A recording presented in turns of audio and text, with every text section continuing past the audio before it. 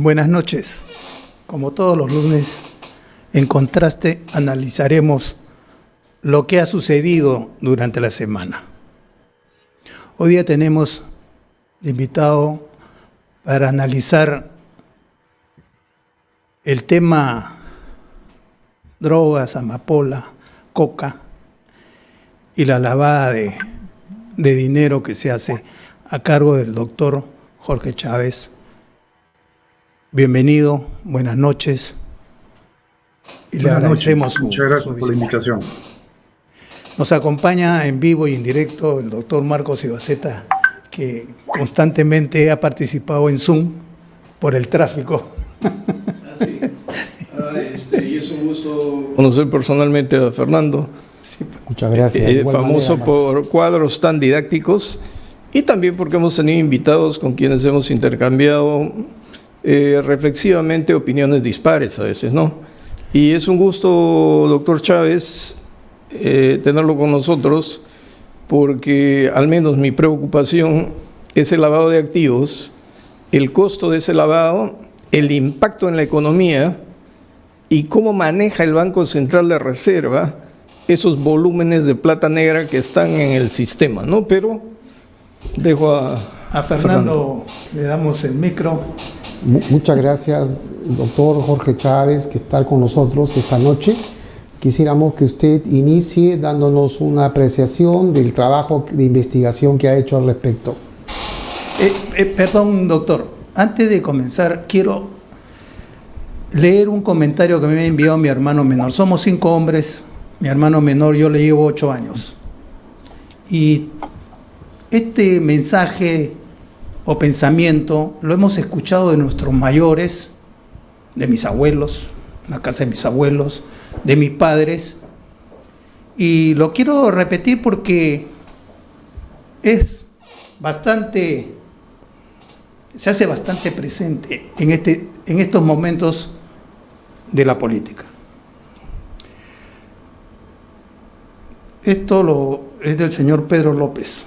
Al comunismo no se le combate solo en las urnas, se le combate en los medios, se le combate en las universidades, se les combate hablando de política en casa, se le combate en las calles. No se lucha cada 4 años, se lucha todos los días. Gracias, Octavio Pedro Pablo Ceballos Gargurevich. Buenas noches, doctor. Adelante, por favor. Buenas noches. Sabemos que Perú tiene ya por mucho tiempo un triste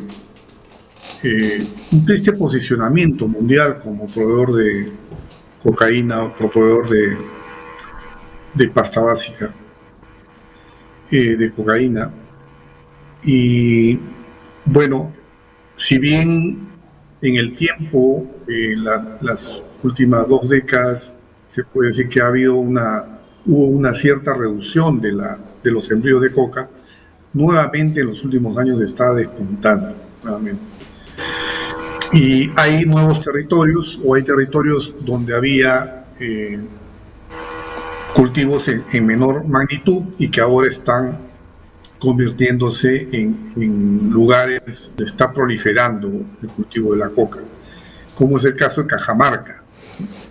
Y además las mafias que se dedican, o sea, porque hay toda una cadena de valor, hay mafias a nivel del acopio y la distribución, y luego hay mayoristas que son los que ya comercian la droga hacia el exterior.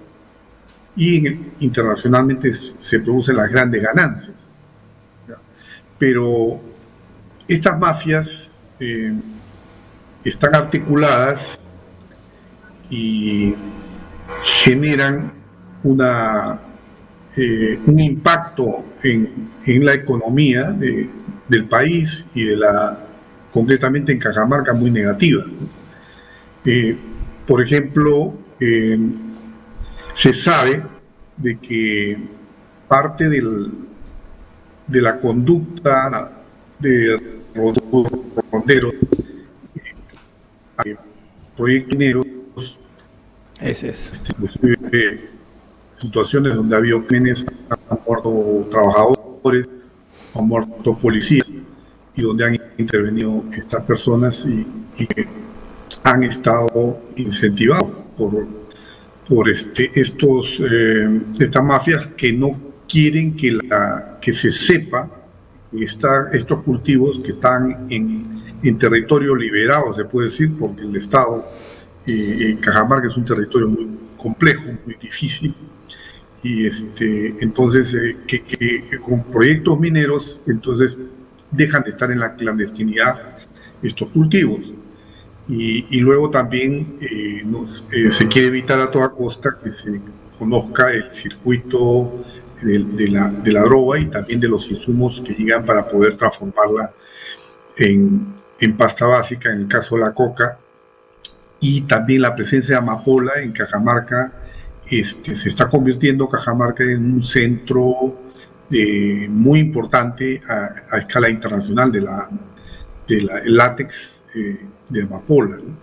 Ahora, es el señor Jaime Antezana el que ha investigado por bastante tiempo este fenómeno, y digamos, yo me valgo de las investigaciones que él ha hecho, pero también de información que hay en la Unidad de Inteligencia Financiera y otras fuentes, cruzando fuentes, es lo que he podido, digamos, consolidar como información. En buena cuenta, el artículo que he publicado en la Alerta Económica, que es un boletín diario que publica la consultora Maximixe, lo que he hecho es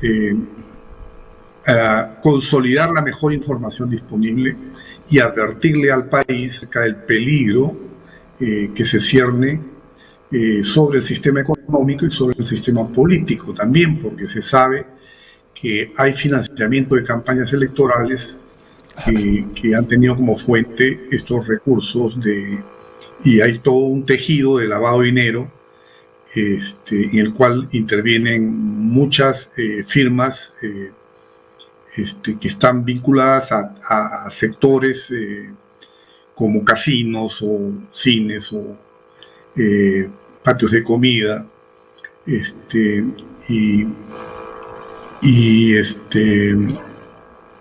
en Chiclayo, por ejemplo, gran parte de muchas de estas inversiones, inclusive edificios, empresas inmobiliarias, tienen pues detrás los recursos de estas fuentes ilícitas, ¿no? Y que justamente utilizan a estas firmas para poder camuflar, ¿no? Y lo que se llama lavar el dinero, cruzarlo, dinero lícito con dinero ilícito, de esa manera camuflar estos recursos.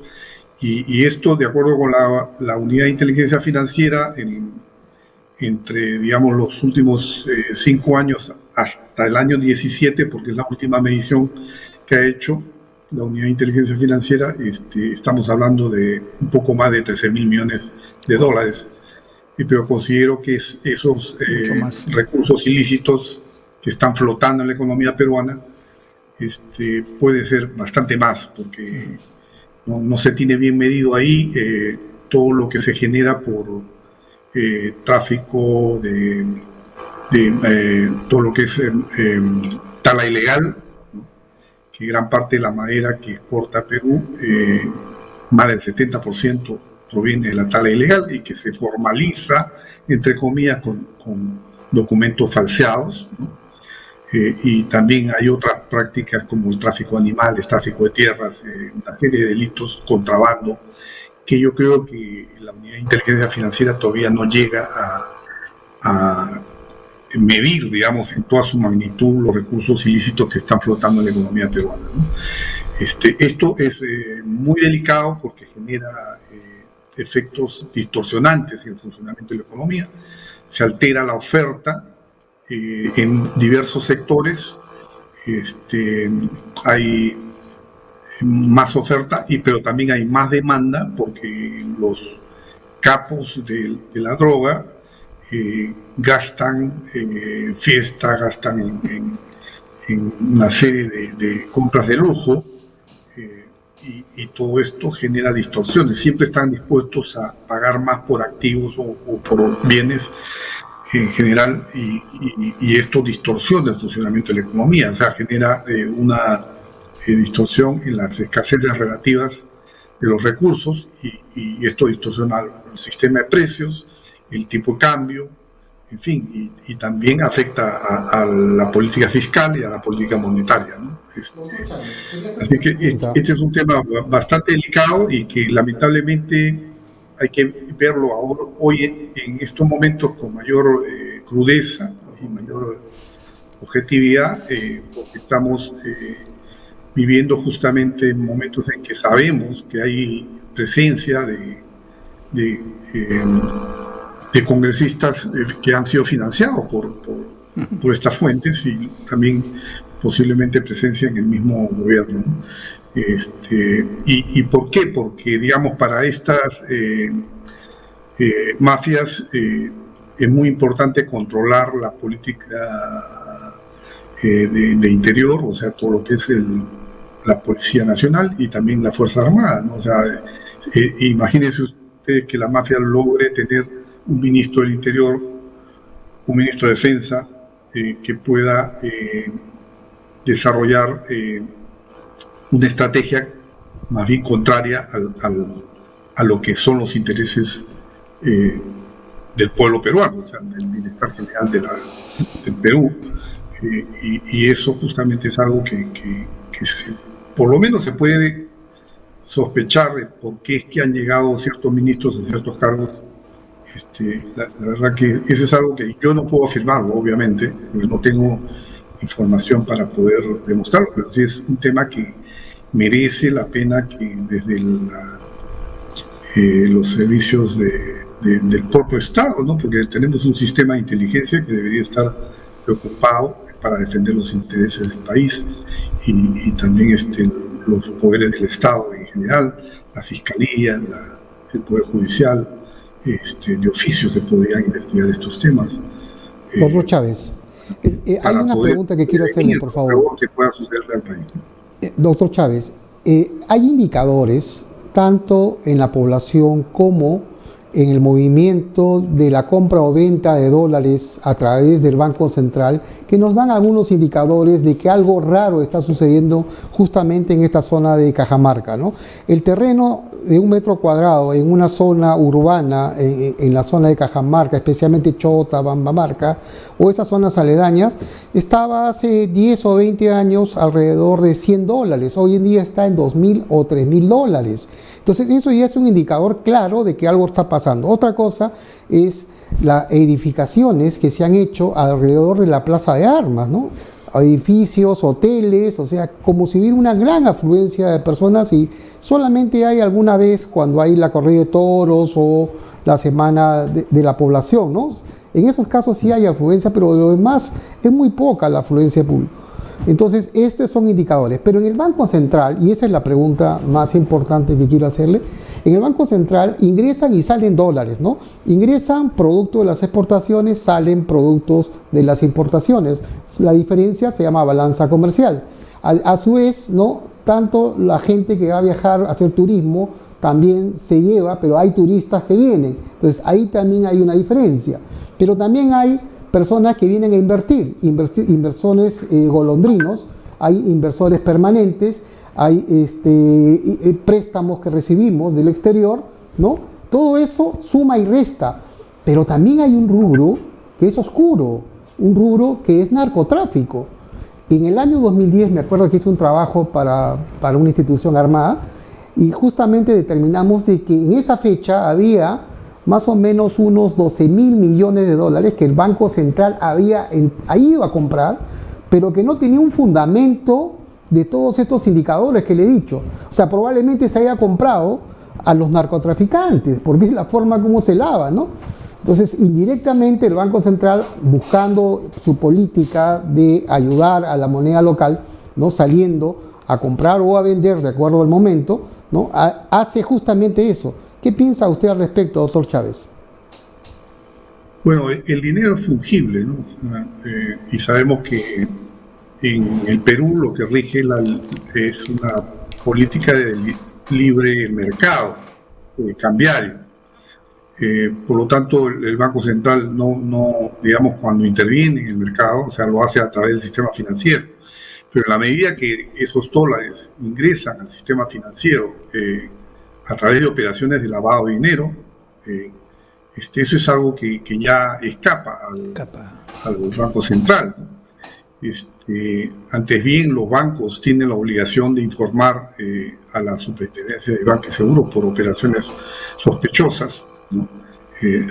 Concretamente a la Unidad de Inteligencia Financiera, pero ya hemos visto que muchas veces esto no ha sucedido, ¿no? Por ejemplo, en el caso del financiamiento de la campaña electoral de Keiko Fujimori, que recibió directamente dinero del presidente del Banco de Crédito en Perú, ¿no? Y que lo llevó en maletines, en efectivo, son $3.700.000. Ese dinero no estaba registrado, digamos, de manera objetiva, ¿no?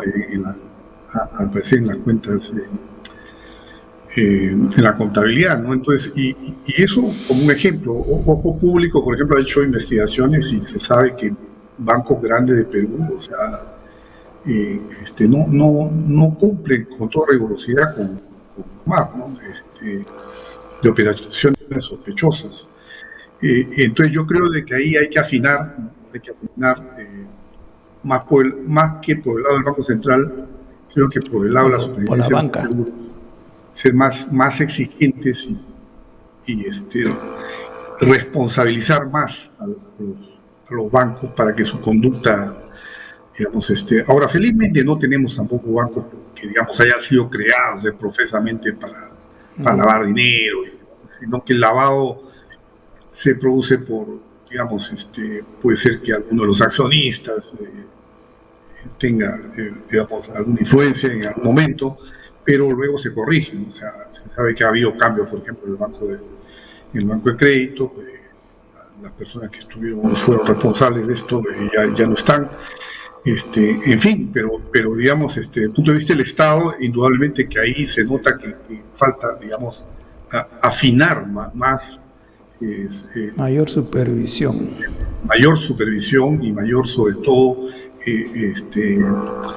empowerment, ¿no? O sea, de hacer que la ley se cumpla, ¿no? O sea, castigar con mayor rigor, cumple, porque lamentablemente cuando tienes tú instituciones financieras que son muy grandes, entonces obviamente saben que si algo les pasa y les va mal, el Estado va a ir a salvarlos, porque si quiebra todo el sistema financiero. Sí.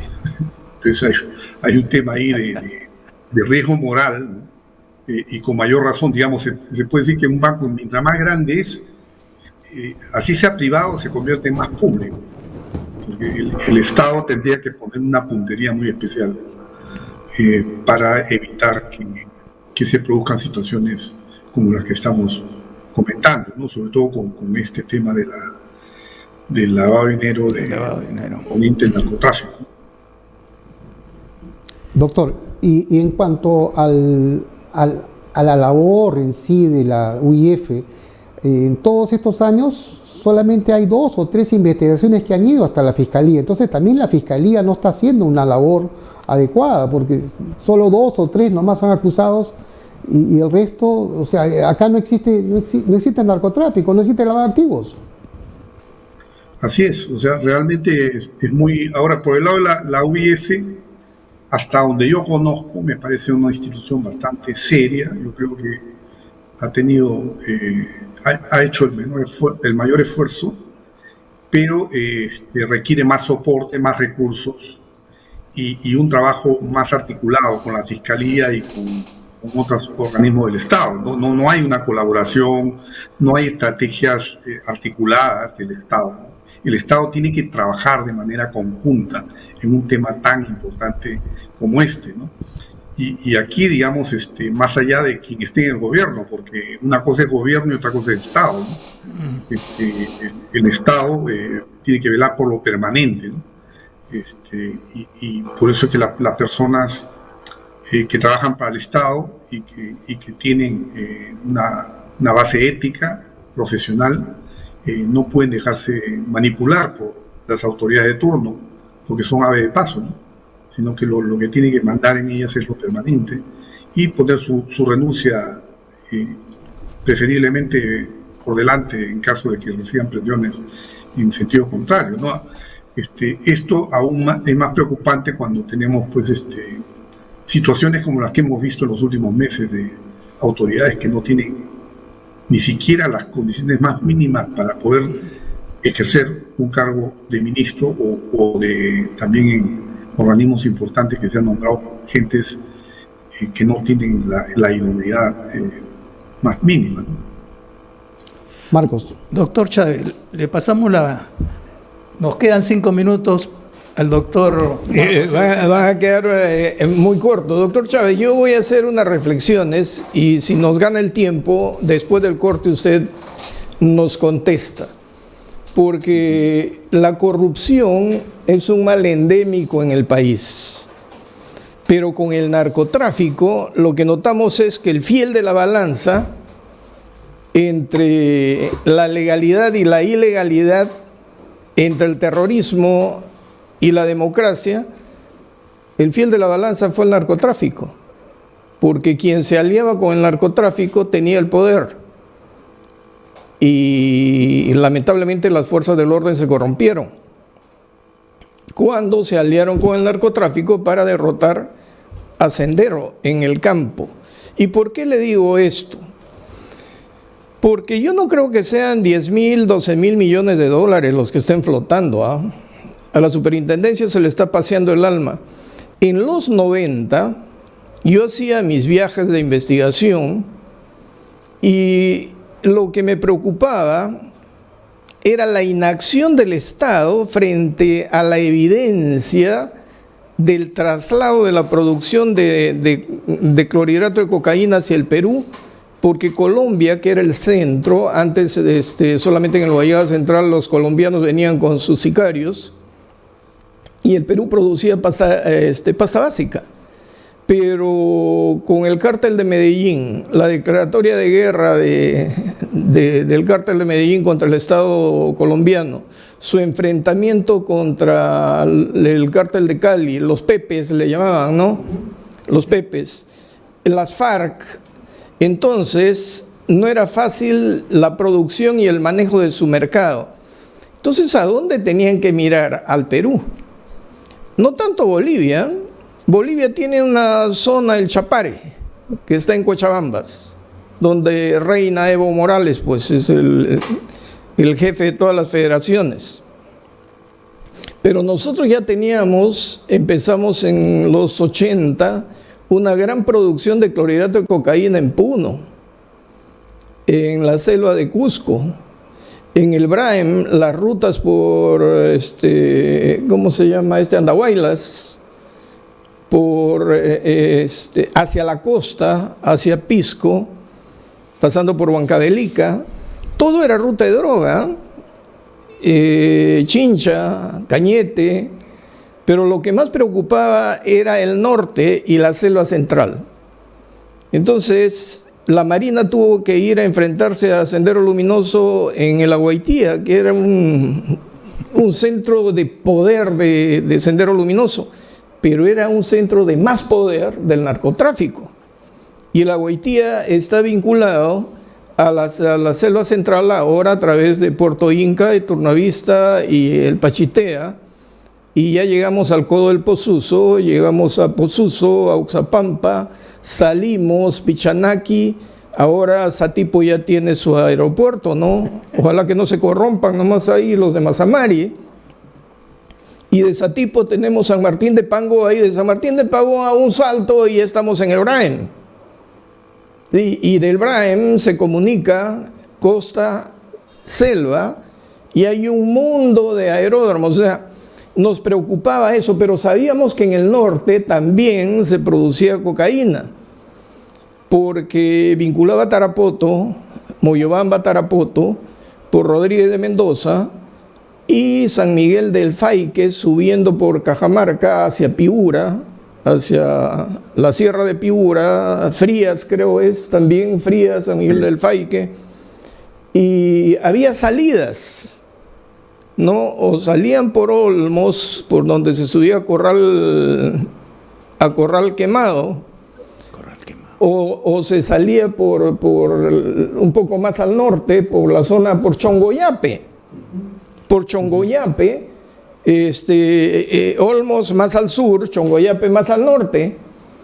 Y en mis viajes verifiqué lo siguiente. Yendo de Cajamarca hacia Hualgayoc, minas abandonadas, todavía había agua contaminada, pero ya se hablaba de droga. Y se hablaba no de cocaína, se hablaba de amapola. Hice el viaje a Chota, que es una carretera infernal de curvas y recurvas, y de repente por eso quieren poner su aeródromo que está de moda, porque Jauja tiene su aeropuerto, pero quieren en Orcotuna 20 kilómetros ahí. Satipo ya tiene el suyo. Bueno, Satipo se justifica, pero no se justifica el otro. Pero Chota también quiere su aeródromo. Pero ¿para qué Chota si Jaén tiene un gigantesco aeropuerto que han heredado en la guerra del Cenepa, ¿no? Y cuando llego a Chota, veo un poder económico muy grande, y de allí hago mi viaje a Cutervo, donde casi me secuestraron porque no querían una sala itinerante para que tengan sus procesos allí. Pero lo que me llamó la atención de los cutervinos es que ellos no se quieren con los chotanos, y querían más bien una carretera, y existe la salida a Corral Quemado que los vincule más con Jaén. Y yo hice el viaje en 95 hasta el río Chinchipe, yendo por Jaén, puerto, ¿cómo se llama este que tiene espinas este árbol? El Guarango, ¿no? Puerto Guarango, hasta allí. Entonces todo el mundo me decía, esto que ve de papaya, estos sembríos, no, aquí estás sembrando amapola. Pero cuando comenté eso en círculos oficiales me dijeron, ¿y a ti cómo te consta? Le digo, pero están locos. Si ya estamos produciendo en nivel ascendente en todo el Perú, salvo Arequipa, Moquegua y Tacna, que pueden ser sitios de paso, pero en todos los demás departamentos se produce cocaína. Y si tenemos amapola, entonces, ¿cuáles son los negocios de la droga?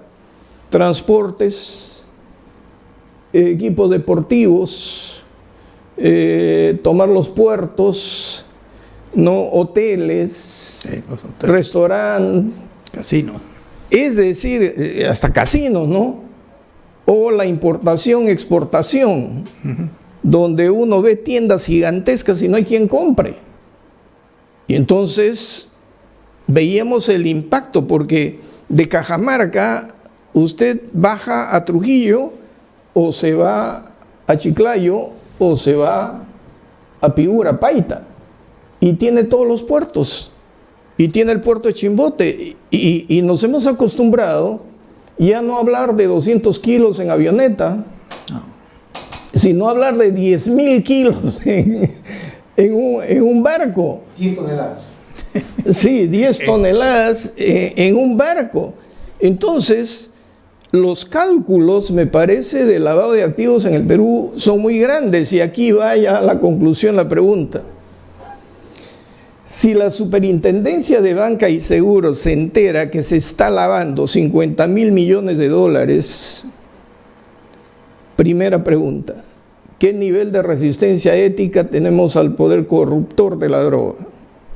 En segundo lugar, ¿a un sistema económico le conviene sacar del mercado esos 50.000 millones de dólares? ¿O los mantiene porque sustenta su economía? Y nos hacemos los locos, los hipócritas, los que vemos y los que no vemos. Voy a dejar el tema ahí, doctor. A ver si seguimos conversando sobre lo mismo. Por supuesto.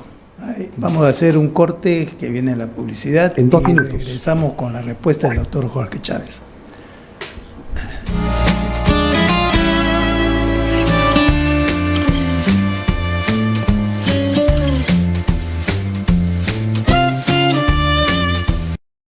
Algunas veces es formal, otras es más casual. A veces es pícaro, pero siempre muy entretenido. Por fin es hoy, con Hamilton Segura, por Onda Digital Perú, canal 18.4, también por Cable Más, canal 791 y por Facebook.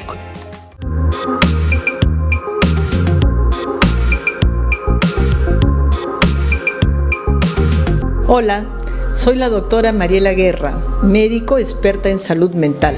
Y justamente pensando en tu mente es que todos los miércoles a las 8 de la noche estaremos desarrollando un programa que resolverá tus dudas, tus preguntas relacionadas a los diferentes tipos de problemas de la salud mental. Aquí en Onda Digital Perú, señal abierta 18.4, cable más 791. Puedes seguirnos en Instagram, Facebook, YouTube. Recuerda, todos los miércoles a las 8 de la noche tienes una cita con nosotros.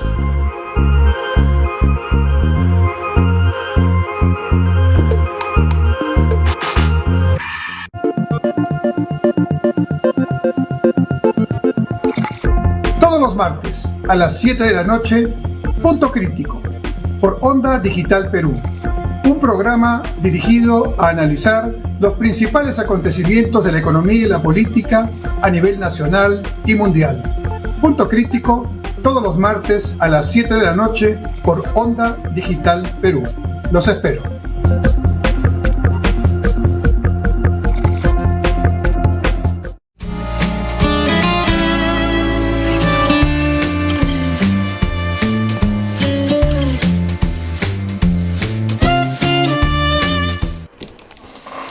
Bueno, ya estamos de regreso y el micro lo tiene el doctor Jorge Chávez para darnos una mejor visión o más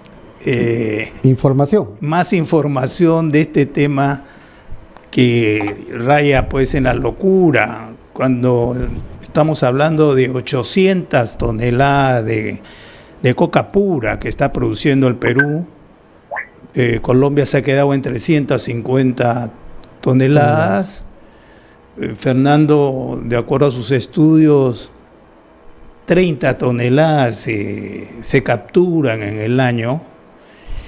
Y bueno, la verdad que estos ya no hay control. Cuando nosotros hablamos de pérdida de control sobre el territorio nacional, es esto. Yo estuve viviendo en Piura 4 años. Vi cómo fueron contra las mineras que se querían establecer en la Sierra Piurana, Manhattan. Y lo que me decían mis amigos es que ahí está la amapola. En Cajamarca hemos visto cómo han atentado contra Conga y todo el mundo calladito. Nadie habla de la coca. Y este salto, no solamente en la producción de toneladas, sino del área de cultivo. Doctor, adelante, por favor. Sí, definitivamente la amapola se está convirtiendo en una droga en el mundo, con un crecimiento de la demanda que ya está siendo dominante, inclusive desplazando a la cocaína. Y el Perú se sabe inclusive que no solamente exporta ilícitamente látex de la amapola, sino también la misma heroína se está produciendo. Y también ya somos productores de cocaína, inclusive exportamos ya cocaína, no en las magnitudes de Colombia, pero sí ya tenemos un nivel de valor agregado mayor en nuestra producción. Y lo preocupante es, como bien se señaló, es que la amapola se ha extendido de una manera impresionante en casi todo el territorio peruano, ¿no? Pero hay una concentración muy fuerte en el norte y particularmente en Cajamarca, ¿no? Con una producción bastante grande, ¿no? Ahora, lo que sorprende es de que si uno revisa los documentos de evaluaciones periódicas que hace de vida, muestra sus resultados, como bien dicen, o sea, son, y los presenta como si fueran pues grandes resultados, pero en realidad cuando uno ve sus cifras, son pues una hormiga, ¿no? O sea, no están haciendo nada, ¿no? No se está verdaderamente combatiendo el narcotráfico. De vida hasta el momento creo yo que no ha funcionado. O sea, no ha tenido, y ya es tiempo de, digamos, de hacer una reingeniería de ese organismo. También preocupa mucho el accionar de la policía, porque cómo se puede producir tanta droga y cada vez más se produce la pasta básica y hasta la cocaína, y los insumos tienen que circular acá. Y no hay un control, ¿no? Y controlar eso, yo creo que no es nada complicado. Un buen gobierno, una buena gestión, fácilmente se podría reducir drásticamente con un control severo de los insumos, ¿no? Pero no existe un control del tránsito de insumos, y solamente la droga que se quema, que cada cierto tiempo se quema, es solamente para la fotografía, ¿no? Y esta alianza que en algún momento se hizo, según el doctor Ibaceta, el Estado con el narcotráfico, yo no creo que haya habido una alianza del Estado. Lo que hubo es una alianza de Vladimiro Montesinos con los narcotraficantes. Sí, la hubo, y él tomó el control, ¿no?, del circuito de la droga, y más bien metió a la cárcel a algunos narcotraficantes y se apoderó del negocio, ¿no? O sea, lo desplazó. Básicamente fue no como una estrategia contra la subversión, sino como una estrategia de negocio, ¿no? Y gran parte del dinero robado al Perú durante esos años, y que está en cuentas, y todavía sigue en cuentas extranjeras, que no se ha recuperado, solamente una parte pequeña se ha recuperado, es dinero del narcotráfico, ¿no? Pero la manera de luchar contra estos males, creo yo, va por otro lado, ¿no? Con un trabajo mucho más eficiente. No es necesario que el Estado se alíe con el narcotráfico, para nada. Simplemente actuando de una manera mucho más rigurosa en cada uno de los temas, ¿no? O sea, primero controlar los cultivos, ¿no? Que eso se puede hacer ahora, más aún con satélites y todo. Se puede tranquilamente tener un control de los cultivos, sin ningún problema. Luego, también el control de los insumos, ¿no? Y también luego es muy fácil que vaya la SUNAT, que vayan las entidades del Estado a la zona donde se sabe que hay lavado de dinero, y comiencen a chequear el origen de los recursos de esos hoteles, ¿no? De esos que como hongos de edificios han proliferado en Pambamarca, en Chiclayo, ¿no? Y en otras ciudades. Esto está sucediendo en muchas otras ciudades, ¿no? Que también se ve la barbería, ¿no? Pero particularmente en Pambamarca y Chiclayo, diría yo que son dos ciudades, y también Chimbote hace muchos años, ¿no? Que por ahí es una salida de la droga, y también la droga sale por el Amazonas, metida dentro de la madera que se exporta, ¿no? También esa es una vía que no se ha estudiado debidamente, y bueno, o sea, hasta ahora las autoridades han tapado los ojos, pero eso sigue. Y ya en algún momento la Fiscalía especializada en delitos ambientales, la doctora Flor, no recuerdo ahorita su apellido, pero Flor de María, viajó a México y pudo hacer un operativo que logró, esto fue en 2016, me parece, de vencijar todo tremenda exportación de madera ilegal, tala ilegal, que además traía droga, ¿no?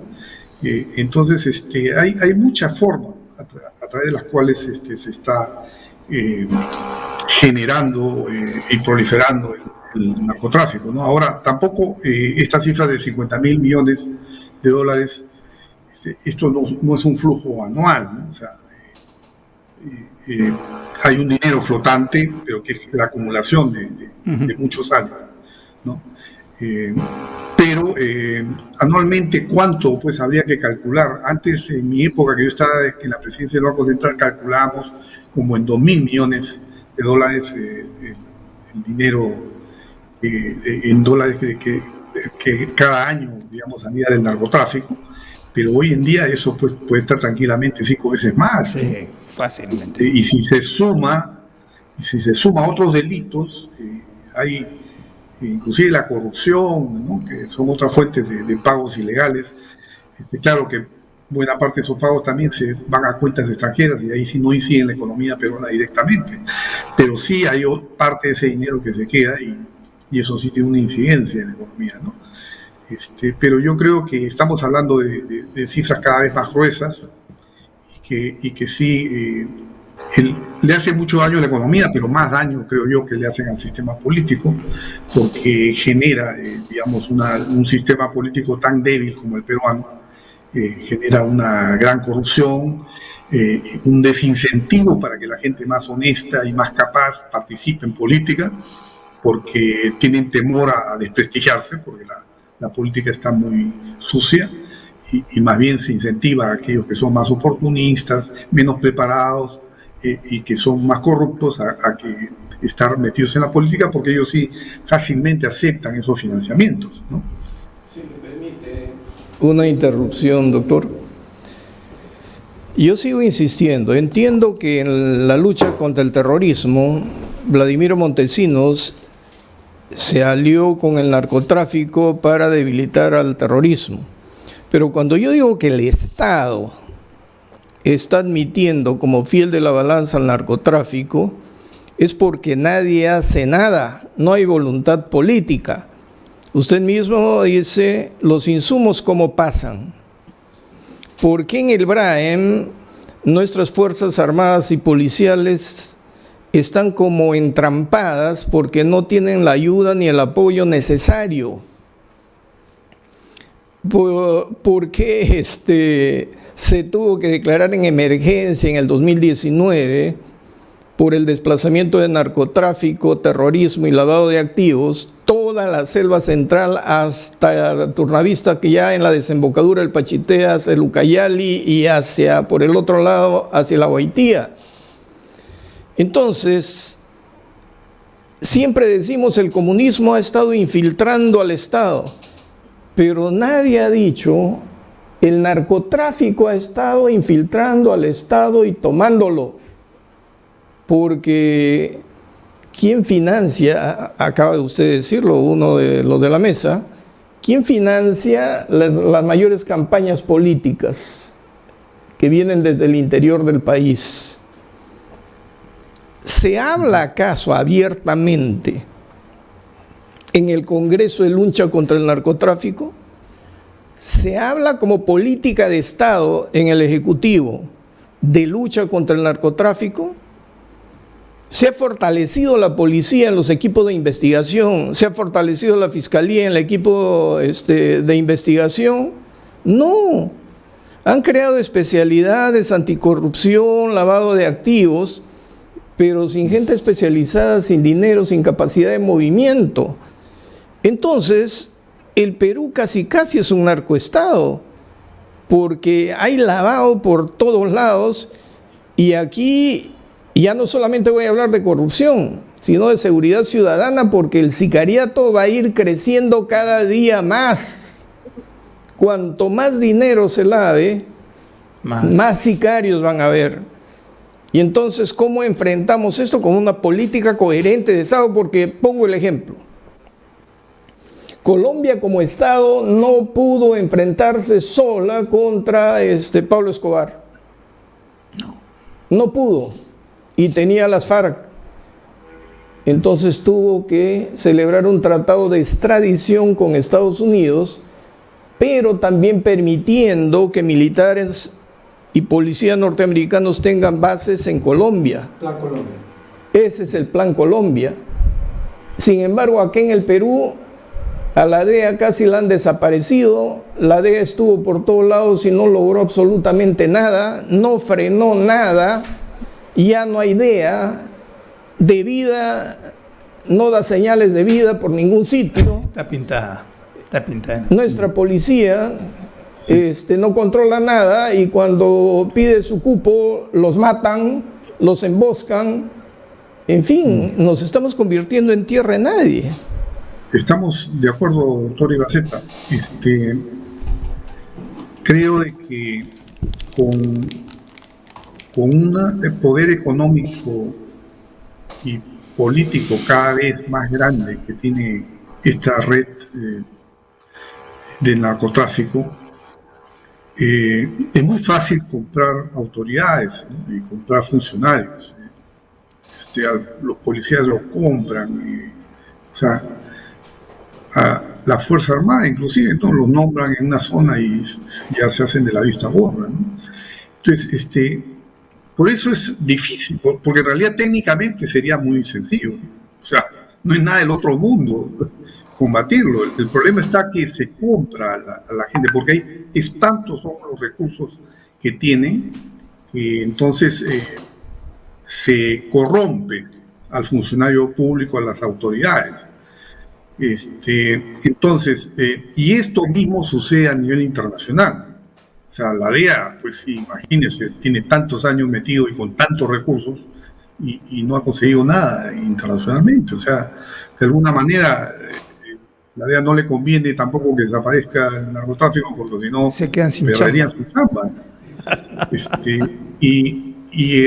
En el caso de Escobar en Colombia, si no fuera porque él quiso directamente meterse a la política y ser hasta candidato a la República, inclusive llegó a ser congresista, si no hubiera sido por ese deseo suyo de enfermizo y de figurar, que le encantaba, megalome, ¿no?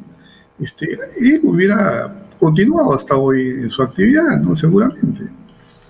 Hasta ahora no hemos tenido nosotros acá un Escobar que quisiera, pues, ser presidente de la República, ¿no? O sea, utilizan a terceros para que candidaten a la presidencia o al Congreso, pero son pescados menores, no los peces grandes, ¿no? Entonces, yo pienso que, digamos, tenemos la vía de tener un buen gobierno y tener la suerte de poder aglutinar a gente honesta que es incorruptible, bueno, hacer un esfuerzo por ahí. Esa es una posibilidad. Pero la otra es ir por el camino, más bien, de la liberalización del comercio de la coca, ¿no? O sea, negociar con los países que consumen, que demandan estos estupefacientes y generar un comercio, digamos, formalizado, que se comercialice libremente, pero con ciertas reglas, o sea, regulado, ¿no? De tal manera que en Estados Unidos se venda la cocaína a aquellos que están enfermos o que son dependientes, pero administrado por médicos a través de los hospitales, y todo esto se formalice. Entonces, apenas suceda eso, el precio de la droga bajaría 10 veces, por lo menos, o 20 veces. Ya aquí no habría mayor deseo de seguir cultivando coca, porque no sería negocio, porque lo que le toca a los que cultivan coca es bien poco, en realidad. O sea, es un poco más, un 30 o 50% más de lo que ganan cultivando cacao u otras especies o maderables, ¿no? Pero si lográsemos que el precio baje 10 veces, entonces simplemente ya no habría incentivo para el cultivo de la coca. Yo creo que esa sería una solución que tendría que ver con una diplomacia internacional, pero que requiere, pues, de un trabajo conjunto con Colombia, con otros países, con México, pero eso supondría, pues, un gobierno con mucha visión, ¿no?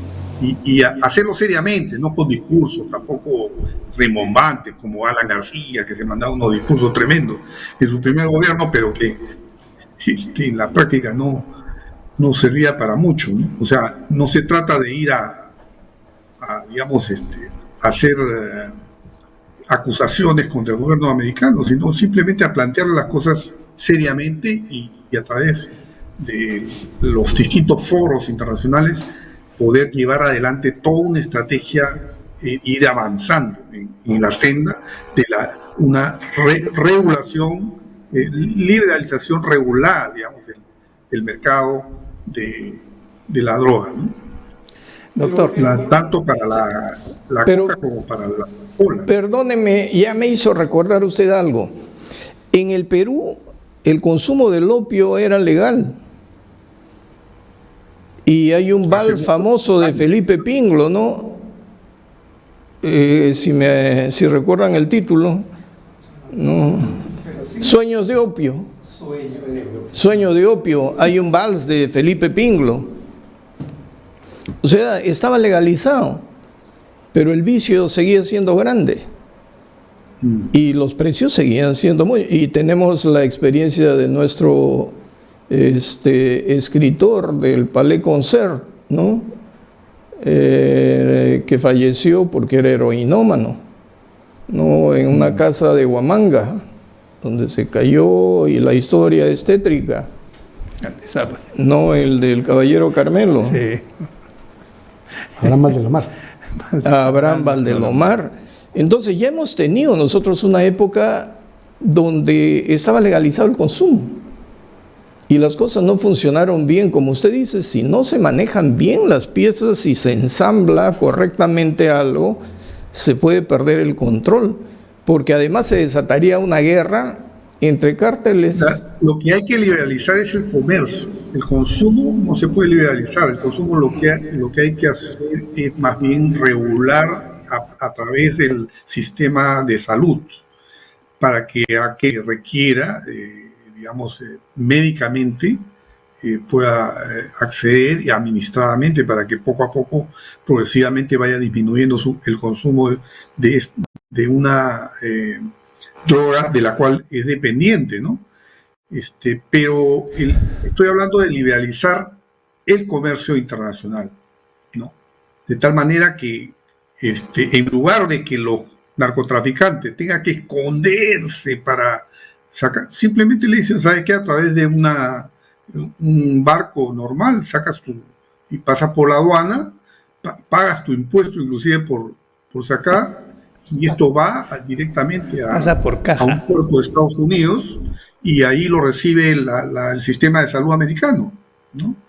Y eso es lo que podríamos hacer, de tal manera que al ser algo ya formal, los precios, porque actualmente los precios son altos. ¿Por qué? Porque meterse a ese negocio es sumamente riesgoso.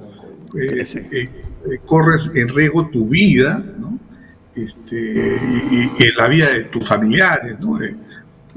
Así que, y es más, o sea, inclusive sicariato, entre ellos mismos se matan. Pero una vez que esto se convierte en algo, digamos, de comercio que es totalmente formal, no habría necesidad de sicario ni de nada, ¿no?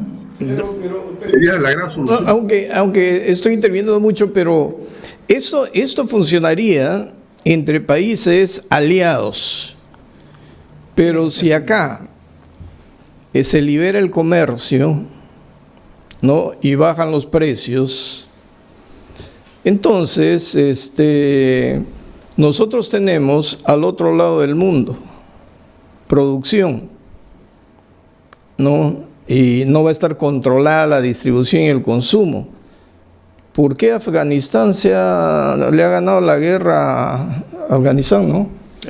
A los rusos y a los norteamericanos? Y la ruta de la droga desde Afganistán es eso, ¿no? Es droga, es opio. Es amapola, es heroína. Y entonces, ¿cómo manejaríamos los mercados? Baja acá, sube allá, baja acá. Entonces, porque el problema es mundial, el vicio es mundial. Entonces... hay más dinero y consumen mayor... Y entonces dice, ¿por qué pierdo acá y por qué no pierdo allá? ¿Y por qué tengo que proteger a alguien que no me da tecnología suficiente y yo no tengo dinero y no tengo fondos, no tengo cómo competir. Entonces me estoy imaginando cómo piensa un comerciante, ¿no? Los capos de la droga a nivel mundial, yo creo que no deben ser personas desconocidas, deben ser personas que son dueños de grandes negocios, ¿no? De grandes grupos económicos. Eso es algo que hasta el momento nadie lo ha investigado, ¿no? A fondo, porque se sabe mucho de los capos a nivel de Colombia, de Perú, de México, pero ¿quiénes son los capos en Estados Unidos, en Europa, en Holanda, por decir? Sería Se bueno habla de este grupo alemán, doctor. No me acuerdo que este grupo donde está Soros, que también proponen la liberación del consumo. ¿Por qué razón? Es que es importante saberlo, porque famoso. Ellos son los que se opondrían a que se liberalice el comercio de la cocaína, ¿no?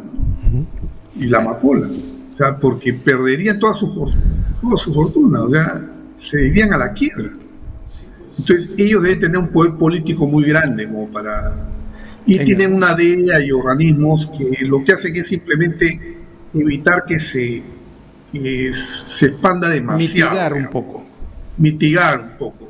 Así es. Además, de alguna manera, rendir cuentas ante su electorado y decir, oye, estamos haciendo algo con la droga, ¿no? Doctor, hacemos otro corte y regresamos. Pero antes de irnos al corte, la cifra que usted nos dio de que la droga, cuando usted estuvo en el Banco Central de Reserva, más o menos se hablaba de 2.000 millones de dólares. Nosotros en la maestría de gobernabilidad, el doctor Javier Silva Ruete, Fernando Zavala, más o menos hablaban de ese monto que producía y se quedaba en el Perú, 2.000 millones de dólares. Estamos hablando del gobierno de Toledo. Hoy día estamos en 800 toneladas. O sea, los montos son gigantescos. Golpean no solamente la inteligencia de los peruanos, sino el sistema financiero, donde usted ha hecho un análisis muy, muy claro. Algo tenemos que hacer. La sociedad no se puede quedar de brazos cruzados porque el gobierno no está haciendo nada. Y los políticos, muchos, han sido financiados por estos carteles que tienen mucho dinero. Ahí lo dejamos, regresamos con unos cuadros que Fernando sobre la situación económica y después terminaremos nuevamente comentando. No es un río, es un Amazonas de droga y de dinero sucio que entra a la economía del Perú. No podemos seguir siendo ciegos.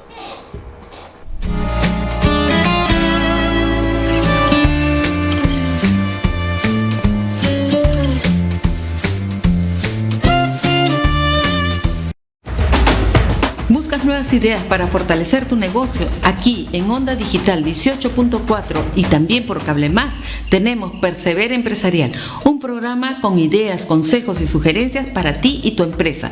No te lo pierdas, martes 9 de la noche, Onda Digital 18.4. Te invitamos.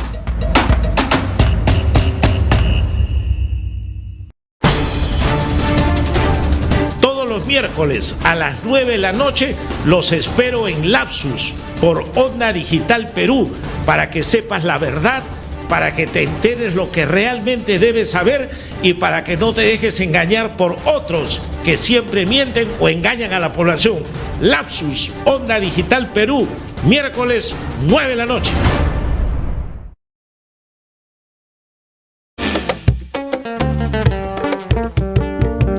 Soy Aneta Costa y te espero este viernes a las 9 de la noche en Las Cosas Claras, un programa donde hablaremos de política y de todo lo que está pasando en nuestro Perú. Las Cosas Claras, viernes 9 de la noche por Onda Digital Perú.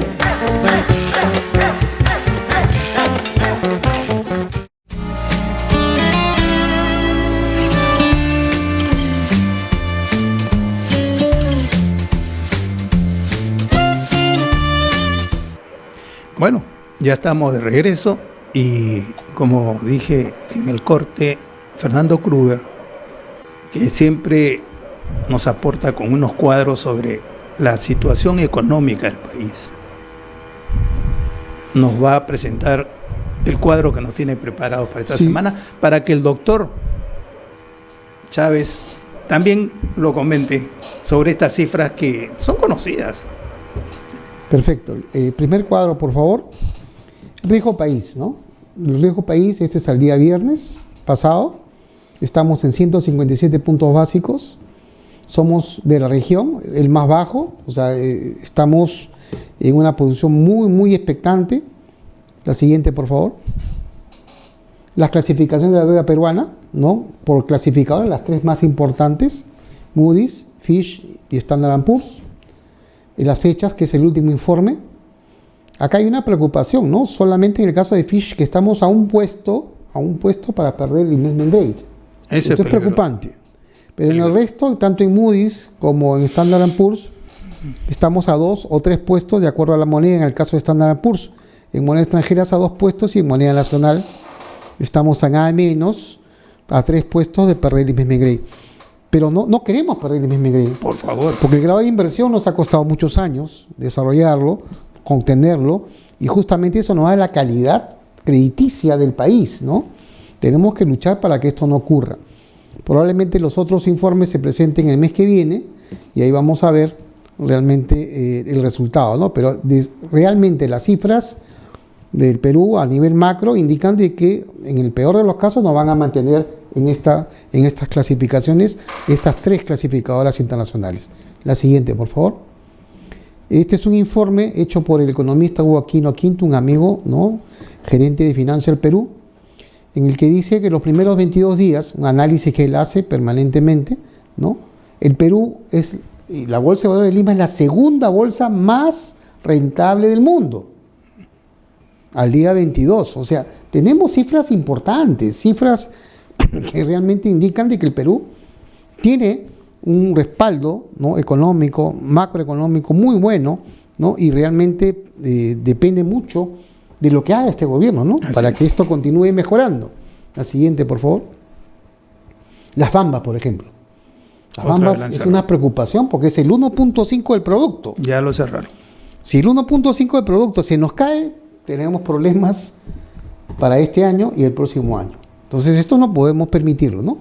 El 21 de enero se firmó ese acuerdo y ese acuerdo nos indica de que solamente van a hacer tratos con las comunidades aledañas. Pero está cerrado. Lo que debe ser, ¿no? Lo que debe ser, ¿no? Los tratos no se respetan. Pero firman, de todas maneras ya hay un contrato firmado. Sí, pero ya hay un contrato firmado. La realidad es que el corredor ahí minero está el del gobierno, sur, ahí está el gobierno. Está cerrado. El gobierno es el que tiene que darse cuenta de que esto no puede continuar. Esto tiene que favorecer para que las inversiones vengan. La siguiente, por favor. La posición de cambio. Al 31, este es un último dato que ha salido el viernes. Al 31 de enero, 56.790 millones de dólares es lo que tenemos en posición de cambio. La posición de cambio, ¿no?, y todas las reservas internacionales están distribuidas en depósitos en diferentes bancos, 19.511 millones de dólares. En valores, en inversiones, 51.780 millones de dólares. En oro y plata, 2.004 millones. Acá me acuerdo mucho, Electo, ¿te acuerdas cuando hablábamos con Javier Silva Arrete cuando era presidente del Banco Central? Y Fernando Zavala también, que teníamos que incrementar nuestras reservas en oro. ¿No? Y era una forma... ¿Cuánto costaba? ¿Cuánto era el precio? $500. No. Hoy ya está en 1.800. No, y además era una forma de dar trabajo a la minería y formalizar la minería informal. Entonces, ¿Por qué tanta oposición en la sierra a la minería? Porque no se pueden formalizar por los contratos que le exige el Estado. Entonces, esta posición de cambio que vemos ahí, Electo, 56.000 y doctor Jorge, 56.790 millones, la podemos utilizar, ¿no? Parte de ello, porque el objetivo de la posición de cambio, ¿cuál es? Respaldar los momentos difíciles, momentos de crisis, ¿no?, una determinada cantidad de meses de importaciones. Las importaciones, ¿no?, promedio anual son 3.500 millones, ¿no?, y eso multiplicado por 10, que es el extremo, son 35.000. Serían 35.000, le restamos los 56.000, sería el excedente de posición de cambios que podríamos utilizar para hacer muchas cosas, ¿no? O sea, para reforestar, por ejemplo, la Amazonía. que la semana pasada tuvimos acá a un invitado, un abogado, que justamente nos decía eso, nos decía, necesitamos reforestar, ¿no? Que va a tener, lógicamente es un proyecto de 5 a 7 años, que nos va a generar muchas inversiones de largo plazo. Y eso va a traer reservas, eso va a traer remesas. Y trabajo. Entonces, y trabajo, lógicamente, ¿no? Eso es importante. La siguiente, por favor. El Fondo de Estabilización Fiscal, ¿no? Esto hecho por el MEF. El MEF, el 10 de enero, publicó en La República, ¿no? En el que dice de que tenemos casi 19.000 millones de Fondo de Estabilización Fiscal y reservas secundarias de liquidez. La diferencia está en que las reservas secundarias de liquidez, que son más o menos 15.000 millones, ¿no? Que es la parte más fuerte, más grande de este fondo, en la parte más grande justamente es eso, se refiere a todos los saldos que no utilizaron los ministerios, las regiones y las municipalidades hasta el 31 de diciembre. O sea, todos esos saldos se trasladan y se ponen ahí, ¿no? Eso para poder utilizar como un fondo de estabilización, ¿no? Que se conoce con el nombre de reservas secundarias de liquidez. Eso está normado solo con una RM, con una resolución ministerial. Podría modificarse si el Ministerio de Economía pudiera aplicar esto para hacer proyectos rentables, ¿no? Proyectos rentables como el caso de la reforestación. La siguiente, por favor. Y el marco macroeconómico multianual, que el último, que fue dado en agosto del 2021, el próximo se presenta en abril, ¿no? En abril, lógicamente, las cifras van a ser muy diferentes, van a variar. Muy diferentes, ¿no? Inclusive las tendencias también. La siguiente, por favor. Y en noviembre crecimos 3.47, la semana que viene, el día 15, sale el informe a diciembre. Probablemente estemos alrededor de 13.2, esa es la proyección, ¿no? Lógicamente estaríamos casi llegando a lo que teníamos en el 2019, ¿no? Hay sectores que han crecido más en noviembre, ¿no? Sobre todo el sector turismo, ¿no? Cuando turismo y restaurantes ha crecido bastante, ha sido muy significativo, ¿no? La siguiente, por favor. Estas son las expectativas económicas del Banco Central. Tenemos un potencial de crecimiento de 6% anual. Sin embargo, todos los analistas nos dicen que vamos a crecer entre 2.6 a 3.10. La mitad. O sea, la mitad. ¿Por qué? Por el gobierno. Porque este gobierno no nos está ayudando a ello, ¿no? Y el tipo de cambio entre 4.10 y 4.25 para el próximo año 2023. La siguiente, por favor. Listo. Doctor Jorge Chávez, su apreciación al respecto. Bien, muchas gracias por las cifras. A ver, son diversos temas, ¿no?, que podríamos comentar. El Fondo de Estabilización sí hay que subrayar de que ha sido consumido, como se puede ver ahí, al año 2021, prácticamente ya no hay fondo. Esto fue consumido por la pandemia, ¿no?, que se autorizó al gobierno de Vizcarra y luego el gobierno, este gobierno que ha continuado mantenido el mismo nivel prácticamente de gasto que tuvo el gobierno de Vizcarra en el año 2020, lo cual es inaudito porque la situación era distinta. En 2021 se comenzó a normalizar ya las actividades económicas porque se abandonó la cuarentena absoluta y comenzaron a operar ya los negocios, salvo algunos, ¿no?, que demoraron más en normalizarse. Y claro, el gobierno ha sacado pecho por ese 13% de crecimiento para el año 2021. Sin embargo, yo diría que hemos estado entre los países que más nos hemos demorado en recuperarnos, y porque salimos de un foso muy profundo del año 2020, que fuimos, me parece que la economía que más decreció en el mundo. Fuimos los campeones. Que más decreció en el mundo. Entonces, con las justas estamos llegando a igualar, digamos, el nivel previo a la pandemia.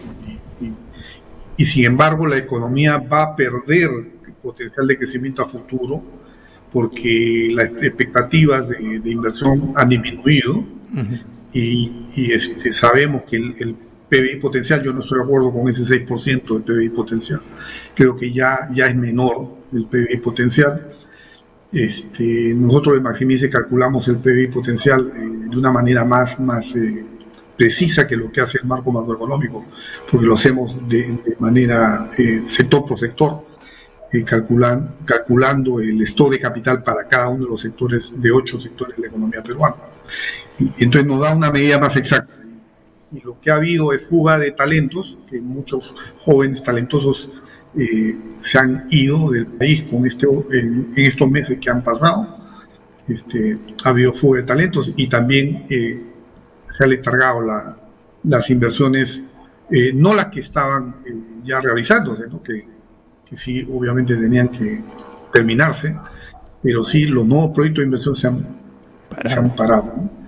Y esto genera de que el PBI potencial hacia el futuro va a tender a la baja. Entonces creo que la gestión económica en este gobierno para mí ha sido mala, ¿no? A pesar de que Pedro Franque ha tratado de vender una imagen como que estamos en el mejor de los mundos. Claro, desde afuera dicen que la economía peruana es una de las que más crece en América Latina, ¿no?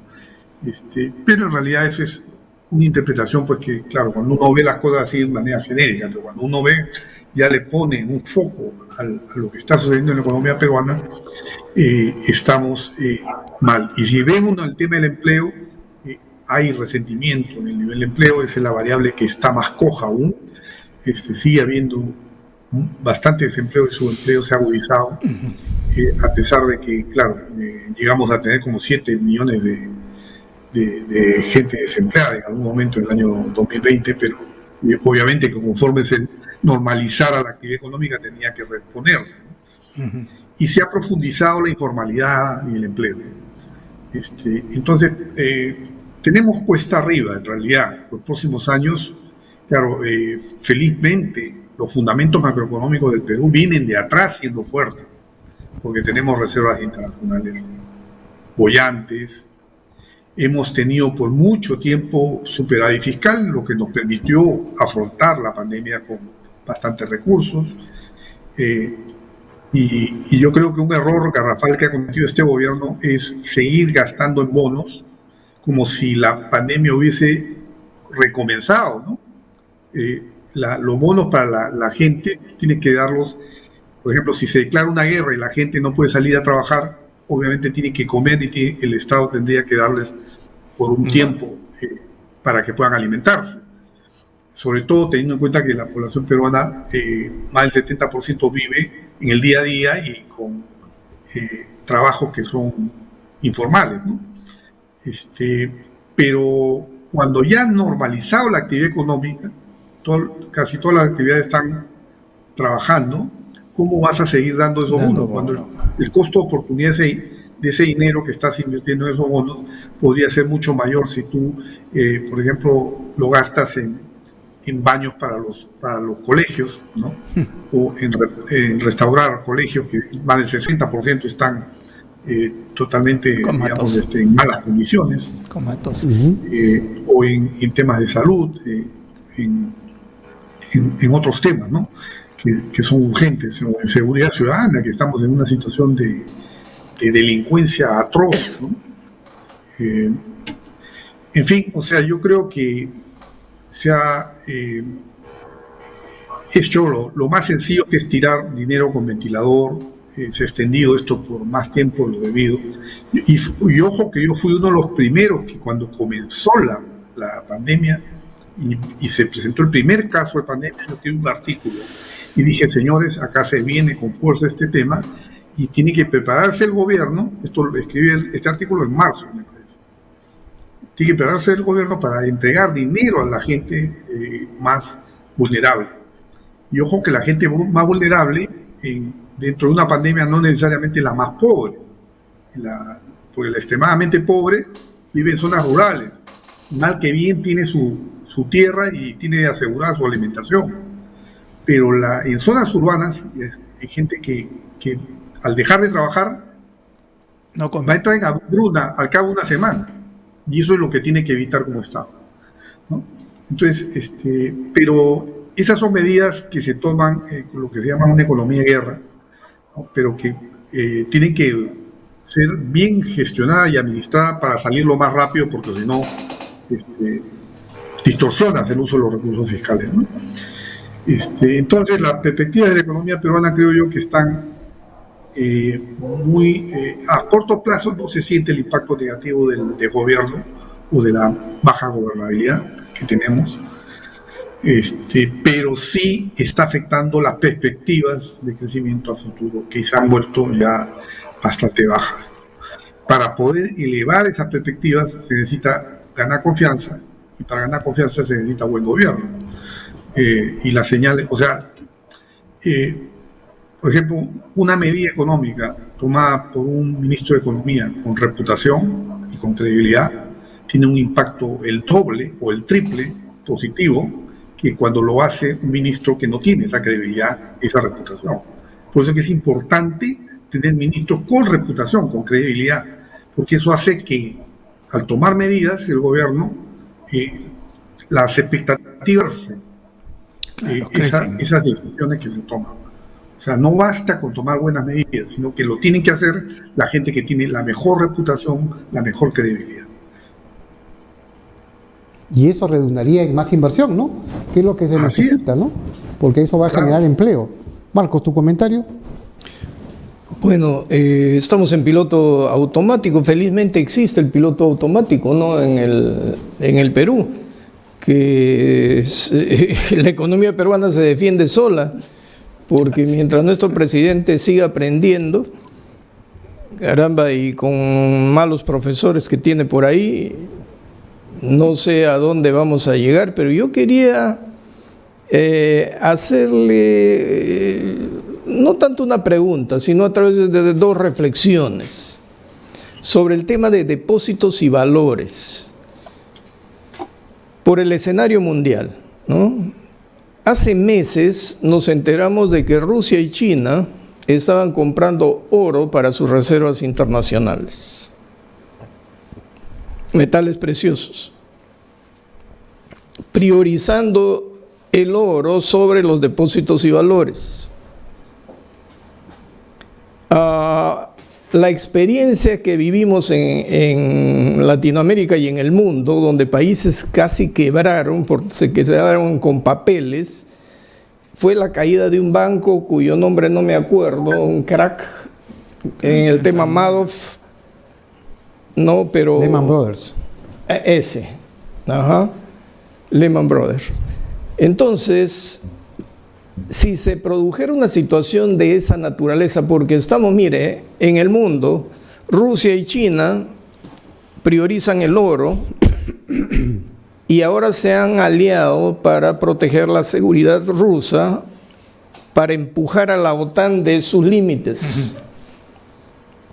Porque la OTAN está en Polonia, Estonia, Lituania, Letonia. Y entonces no quieren que entre a Ucrania. Si existe una posibilidad diplomática en que sí, que se queden donde están y no significa mayor peligro. No sabemos porque eso está en secreto. Pero Estados Unidos ahora tiene una superdeuda y no tiene respaldo porque ellos han optado por el petrodólar. Pero ¿hasta qué punto eso nos da estabilidad cuando en el mundo empiezan a darse estas situaciones y nosotros tenemos casi todo en depósitos y valores y no en oro? Está muy poco, ¿no le parece que es muy poco? 2.000 millones en oro. No estamos muy expuestos, y mucho más cuando la bolsa de valores va por su lado, el presidente va por otro lado, los ministros no existen, no tenemos gobierno ahora, no hay una ruta, y cualquiera que asuma la presidencia del Consejo de Ministros va a tener un escenario político muy fragmentado. Entonces, ¿cómo fortalecemos nuestra economía? Bien, a ver, ese cuadro que presentó el señor Kruger nos presenta cifras a nivel bastante digamos, general, ya, el de la posición de cambio, ¿no? Básicamente son los activos, y destaca ahí la cifra que tenemos en depósito, y luego más aún en valores, ¿no? Pero no está desagregado los valores, porque seguramente si uno desagrega valores, yo no sé, porque no he hecho la pregunta al Banco Central en qué valores es que tiene actualmente sus recursos, pero me imagino que en gran medida deben ser certificados de alta liquidez. Una condición bono del tesoro, bono de las del reservas tesoro internacionales es que norteamericano. tienen que tener un nivel de liquidez bastante elevado, ¿no? Y al mismo tiempo un mejor rendimiento probablemente que los depósitos, porque los depósitos seguramente al Banco Central le rinden un interés bastante bajo, ¿no? Entonces ahí deben haber certificados en oro, posiblemente. Entonces es una manera indirecta de tener oro, ya tener el oro físicamente, como se acostumbraba antes, como que ya no es tan, hay un costo además de traslado, etcétera, una logística complicada. Entonces por eso es que la política del Banco Central es más orientada a tener los activos en valores, ¿no? Ahora, lo que sí sería bueno es examinar y analizar qué valores son esos y en qué magnitud hay oro ahí presente a través de certificados. Pero digamos, también ahí el señor Kruger también lanzó como idea de que el Banco Central debería invertir en distintos proyectos. Hay que señalar muy claramente que el Banco Central no tiene como misión invertir, ¿no? Ni generar desarrollo, porque para eso está el gobierno, ¿no? Para generar desarrollo. Lo que tiene que hacer el Banco Central es velar por la estabilidad monetaria y digamos, eso sí, tener una composición de reservas internacionales que sea óptima, ¿no?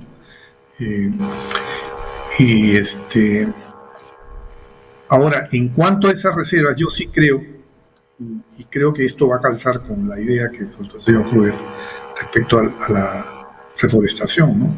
Es posible desarrollar activos financieros que estén respaldados por plantaciones, por ejemplo, de caobas o cedros o palo rosa, o chihuahuacos, son tres especies de alta gama que se denominan, porque son especies en extinción y que reciben precios internacionales altísimos, ¿no? Y que la plantación, si está bien manejada, entonces permite que una planta que tiene un tamaño en el primer año y después va creciendo, ¿no? Entonces a lo largo de los años, en 25 años se tiene una caoba que ya es extraíble, ¿no? Y una vez que se extrae, se planta una nueva y se va reponiendo, digamos, ¿no?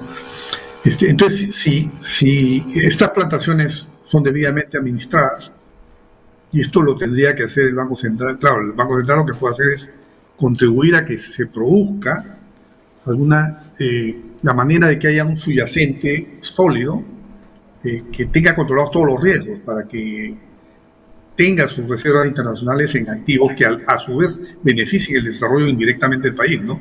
Pero indirectamente, no porque sea su rol meterse a desarrollar, sino porque, digamos, preferible, de repente es más seguro tener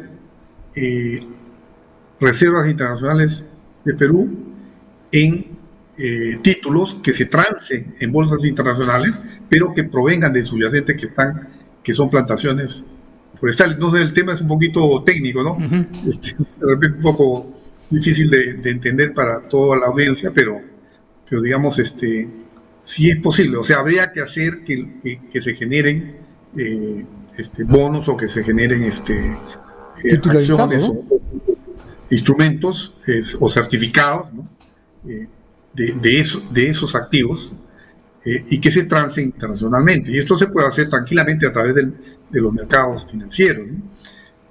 Yo creo que eso es algo totalmente viable, y más aún hoy que ya existe comprobadamente tecnología para hacer crecer estos árboles de alta gama sin que los ataque la isifila, que es un bicho que se come estas plantas, estos árboles, cuando tienen 2 meses, 3 meses y lo exterminan, ¿no? Entonces ya ha sido dominado por la ciencia.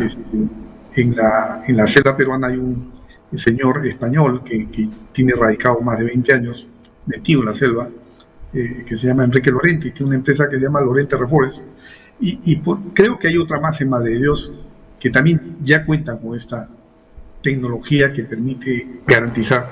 Ahora, lo que habría que poner sí es drones y cercos. Seguridad. Y seguridad, ¿no? Y también que los gobiernos regionales cedan a estos proyectos de recuperación deforestada. Hay 12 millones de hectáreas que están deforestadas, pero 12 millones de hectáreas es mucho, ¿no? O sea, habría que hacer un proyecto pues empezar con 50.000 hectáreas y después pasar a 100.000, y en 5 años, digamos, pasar de 50 en 50, sería llegar a 250.000 hectáreas en 5 años, o digamos, si quisiéramos lograr así espectacularmente 500.000 hectáreas, pero en 5 años, en 10 años podría ser 1 millón de hectáreas, ¿no? Porque es mucho. ¿Por qué razón? Porque también está el límite de la disponibilidad de semillas. O sea, el Perú no tiene banco de semillas. Entonces, para poder hacer todo esto con una velocidad, se requiere una cantidad de semillas que estén además certificadas y probadas. Una logística. Hay todo un tema de logística y trazabilidad, y de capacitación también de jóvenes que tengan que ser capacitados en manejo, etcétera, ¿no? Pero que se puede hacer, pero tiene que haber buen gobierno, pues. O sea, pone ministro del ambiente a alguien que no sabe leer ni escribir, estos temas no lo va a poder digerir, no lo va a entender.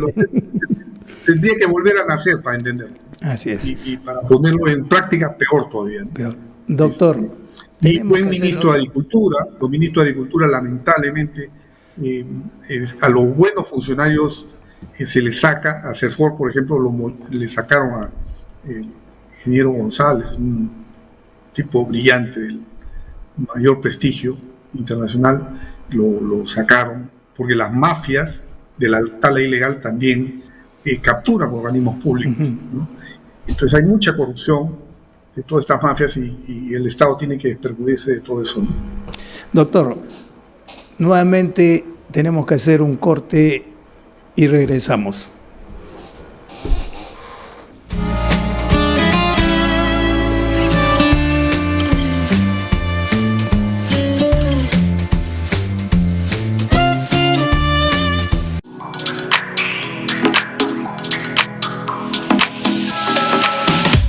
Hola, soy Adelaida Noriega Cabrera.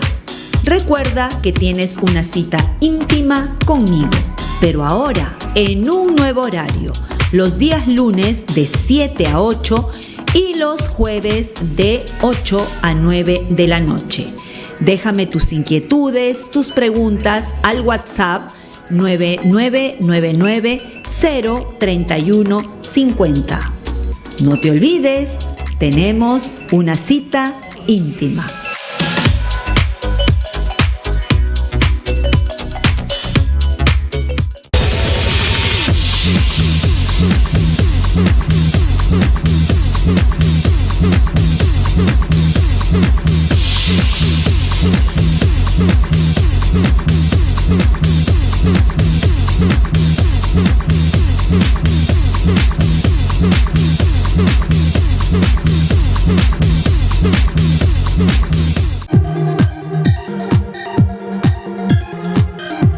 Hola a todos, soy Elena Pérez Vargas y los invito a ver todos los martes de 8 a 9 de la noche Panorama Público por Onda Digital Perú, con las entrevistas y análisis a los temas políticos, sociales del acontecer nacional e internacional. Todos los martes de 8 a 9 de la noche, Panorama Público.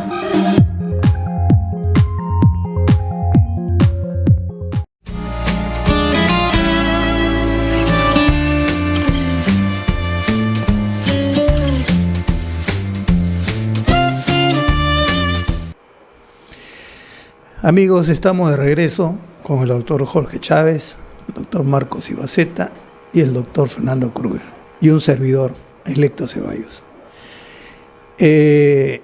peligroso que el Banco Central de Reserva no informe en qué tiene sus reservas. Por los debates que hacíamos con Javier Silvarruete y con Fernando Kruger en la maestría, nosotros insistíamos que el Perú, siendo el 6º productor de oro, tuviera o incrementara anualmente sus reservas en oro físico, como lo están haciendo todos los países desarrollados: Suiza, Italia, Francia, Rusia, Estados Unidos. Hemos recibido hace una semana, y usted seguro también lo debe haber leído, un artículo de la Deutsche, la televisión alemana, Deutsche Welle, que habla sobre el endeudamiento de Estados Unidos, que es el peor de la historia de Estados Unidos. Y tengo entendido, por eso el Banco Central de Reserva no informa, que el gran paquete de nuestras reservas está en bonos del Estado norteamericano. Eso es muy peligroso para la salud de nuestra economía. Alguien tiene que tomar cartas en el asunto. Entiendo que nuestro nuevo ministro de Economía, el que fue nombrado, y bueno, está en el aire porque el premier, el Pegalón, ha renunciado, y Pedro Franque era el rey de los bonos. Espero que pronto el París, las nuevas autoridades que están entrando a economía, tomen cartas en el asunto. Ojalá, por el bien del Perú y de los jóvenes que nos están viendo. El futuro es de ellos. Nosotros no queremos que esta juventud pase lo que nosotros pasamos de los 60 a 90, donde no teníamos reserva, donde teníamos que comprar lo nacional, porque el Estado benefactor, inversionista, empresarial, había quebrado el país.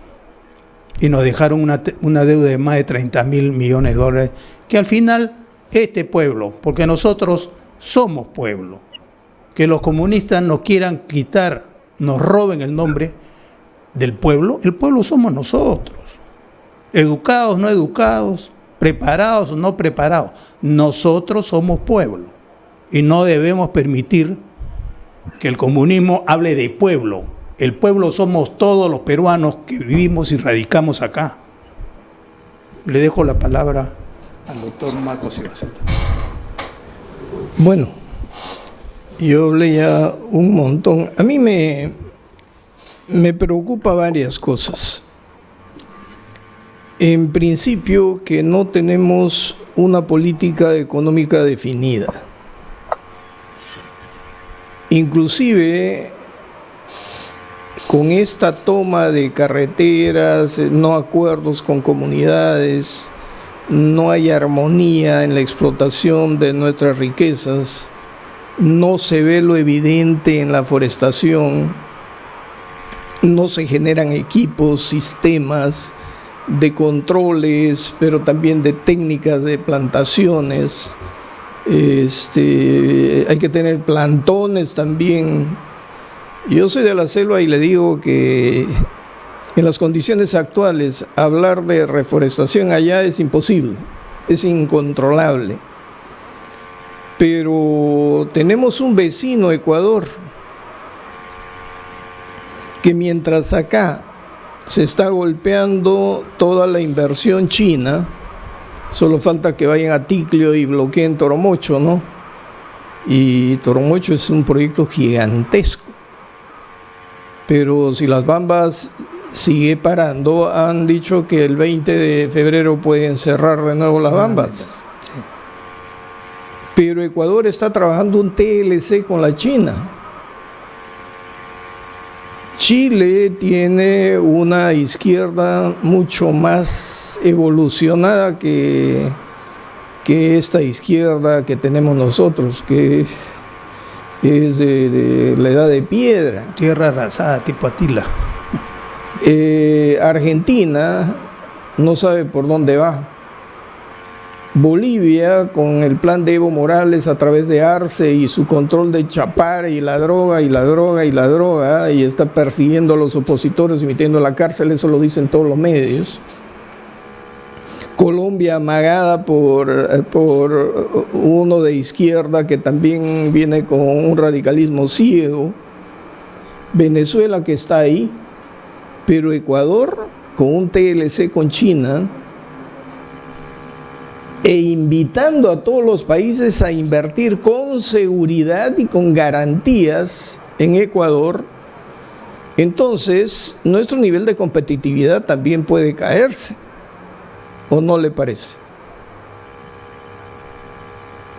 Bueno, nosotros,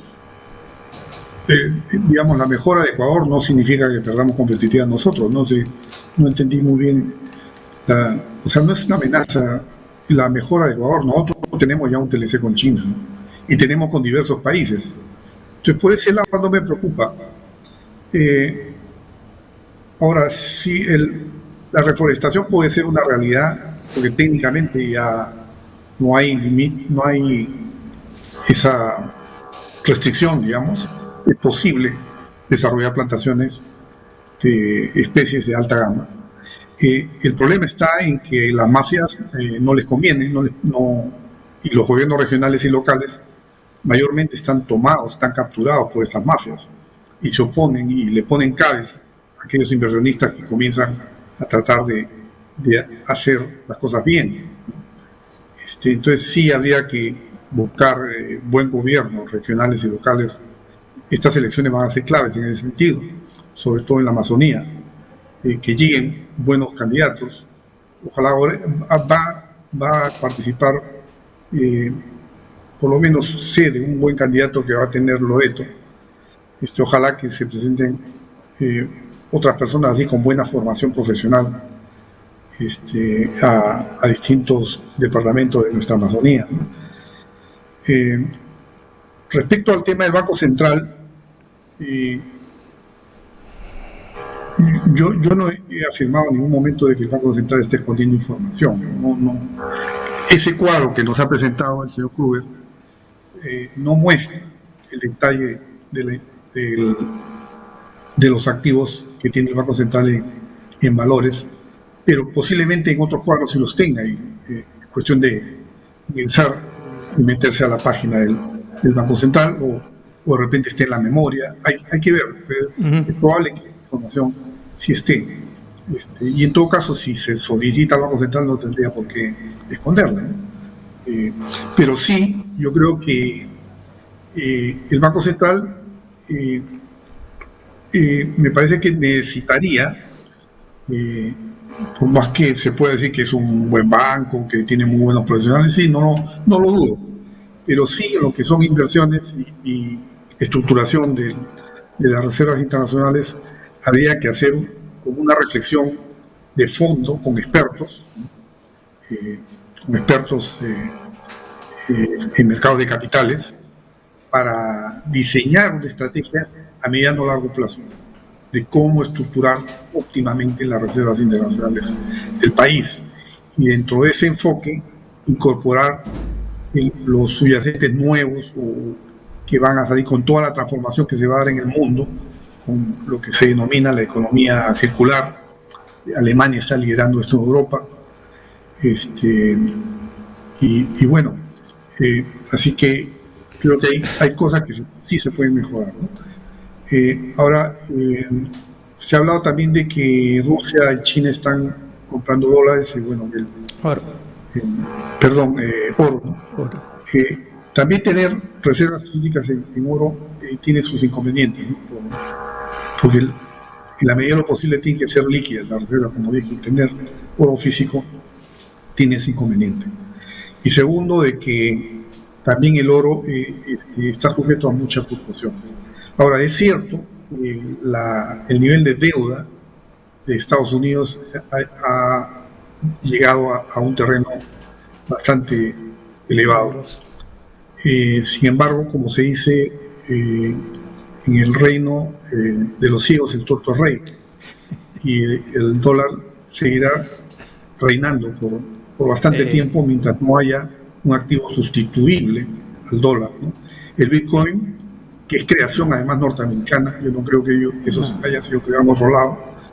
Y hasta se habla de que posiblemente la CIA esté detrás de la creación del Bitcoin para absorber de alguna forma la masa de liquidez que por la política laxa de la Reserva Federal, eso ha contribuido de alguna forma a frenar la inflación por las grandes inversiones que se han dado en criptomonedas.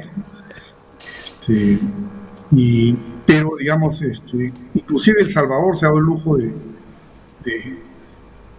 ahí no hay un banco central autónomo, ¿no? Sino que simplemente el gobierno ha decidido que las reservas internacionales tenerlas en criptomonedas, ¿no? Y la verdad que eso es un juego como de timba, ¿no? Yo creo que no es muy serio, no es muy serio porque las criptomonedas no tienen un respaldo, claro, es simplemente una apuesta. Es una timba. Es una timba, ¿no? Que en la medida en que hay tanto sobreendeudamiento en el mundo, claro, y hay tanta masa de liquidez flotante, nunca ha habido tanta liquidez en el mundo, entonces ese exceso de liquidez se está yendo a timbear, ¿no? También esa timba está beneficiando al cobre y al oro, ¿no? Y la medida en que haya conflictos geopolíticos, eso favorece al oro, pero desaparece o se soluciona el conflicto geopolítico. En este caso tenemos nuevamente conflictos en Medio Oriente, y nuevamente el oro puede bajar. O sea, son muy sensibles. Situaciones de alto riesgo. El dólar, sin embargo, sigue teniendo, digamos, y los bonos del Tesoro americano, y la medida que son activos muy líquidos, siguen teniendo una primacía, digamos, ¿no? Pero creo que hay que ir creando alternativas, y el Perú tiene su Amazonía, y podríamos, por ejemplo, bonos de carbono, no hemos hecho nada, ¿no? Otros países nos han adelantado, ¿no? Bonos soberanos, en fin, estamos en finanzas estructuradas con sentido de mediano o largo plazo. No hemos hecho mucho, o sea, el Estado peruano se ha quedado cruzado de brazos, y yo creo que tenemos nuestra gran biodiversidad. Nosotros deberíamos ser líderes en lo que se llama economía circular, ¿no? Liderar todo lo que son sustituciones materiales, desarrollar, por ejemplo, territorios que estén bien conservados y que se pueden emitir bonos de carbono, ¿no? Tan simple como eso. O sea, el Estado debería ser un gran facilitador de los procesos que permitirían institucionalmente a las comunidades nativas beneficiarse. Por cada 10.000 hectáreas más o menos son $200.000 que pueden recibir las comunidades nativas a los precios actuales que se está pagando por los bonos, y son ingresos sustantivos que podríamos tener comunidades que comiencen a vivir de una manera muy honorable y no estén. Actualmente hay muchos problemas de las comunidades porque pasan tanta pobreza que se ponen a generarle problemas al producto peruano para poder pincharlo y de esa manera le den chamba. Y eso es algo, en realidad son atentados, ¿no? Pero que de alguna manera sociológicamente se puede explicar por el tema de los bajos ingresos de una población que está abandonada, ¿no? Por el Estado también. No hay una política de desarrollo amazónico, ¿no?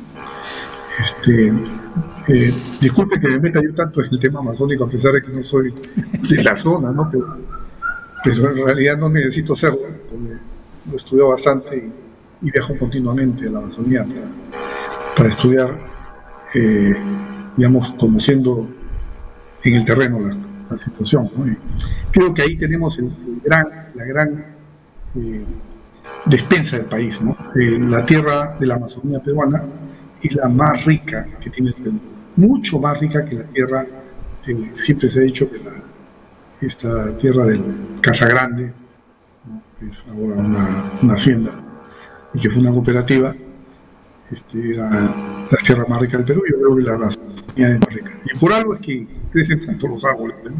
Por sí solos.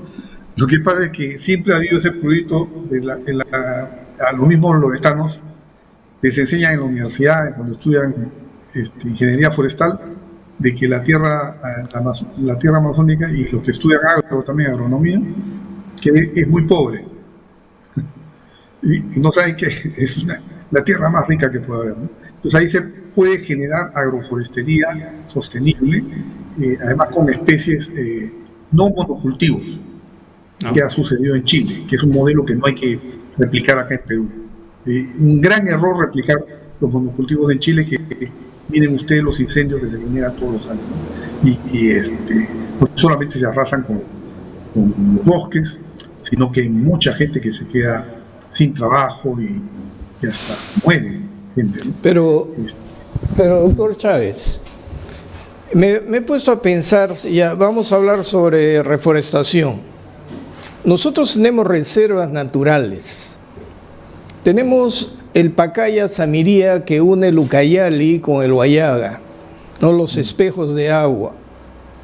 Pero lo vendemos como un turismo de aventura y no se ha desarrollado reforestación allí.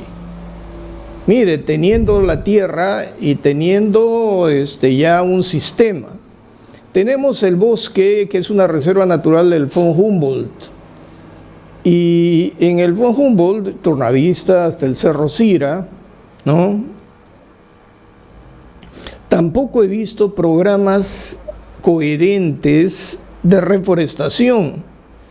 Sin embargo, lo que hemos notado por Tambopata es que el turismo con buenos servicios sí atrae gente con mucha capacidad económica de todas partes del mundo, y en donde se protege la flora, la fauna y los árboles.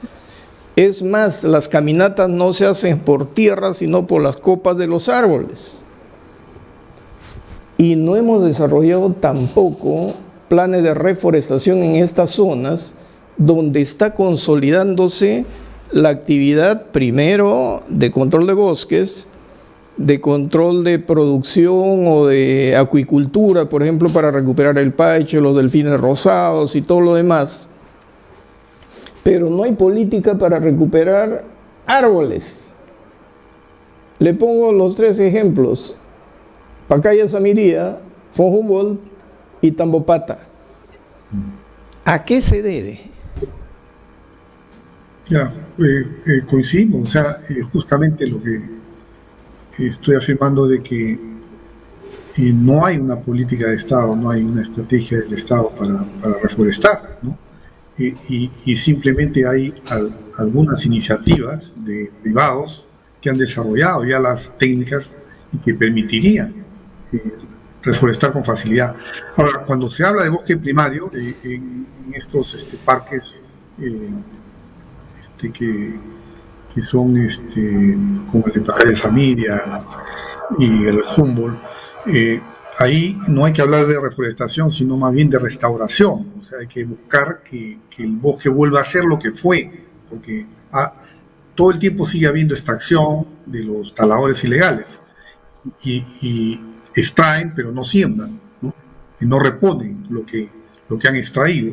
Entonces, y no es cierto de que sacan uno árbol por cada 10 cuadrados, ¿no? Sino que cuando llegan con sus sierras. Motosierras, y talan un montón de árboles a la vez, ¿no? Y generan esta depredación. Entonces, en esa zona lo que hay que desarrollar es estrategias de restauración y de conservación, básicamente de conservación, y para poder garantizar una emisión de oxígeno, de CO2, que permita a su vez emitir bonos de carbono. Pero zonas ya deforestadas, ¿no?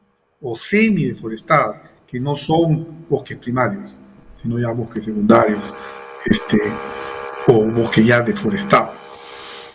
Ahí sí lo que hay que hacer es reforestar, y ahí se puede aplicar un enfoque de agroforestería, ¿no? Donde se puede combinar cedro con caoba, con palo rosa, con chihuahua, con otras especies más de maderas muy finas y altamente cotizadas, conjuntamente con frutas tropicales, ¿no? Y desarrollar clústeres con nivel de valor agregado para jugos, néctares que actualmente ya lo está haciendo la empresa AGE, ¿no? Pero extrayendo, han llegado a acuerdos con la comunidad, con las comunidades de ciertas zonas, para que les provean frutos, ¿no? Pero se podría llevar esto a la agroforestería y sin tener que necesariamente internarse de tan lejos, traer esos frutos, sino tenerlos en una zona más cercana, digamos, ¿no? Y todo este sueño de tener, digamos, ferrocarril que cruce la selva, eso me parece que sería catastrófico para la Amazonía peruana.